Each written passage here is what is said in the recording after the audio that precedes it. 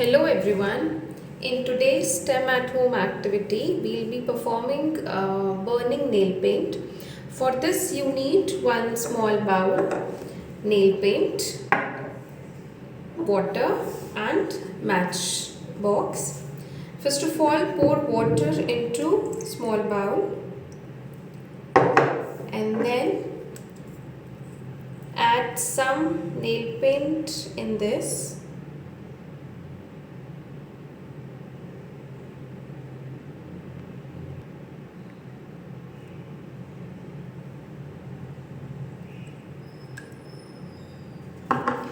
Now after this, it's as you can see, it's floating on the surface of water. You take out matchstick and light up this nail paint. See, it started burning. Now if you add some more water in this, then also it will keep on burning because it has a flammable substance, that is acetone, in this. So that's why it is burning. So you can try this activity today at your home.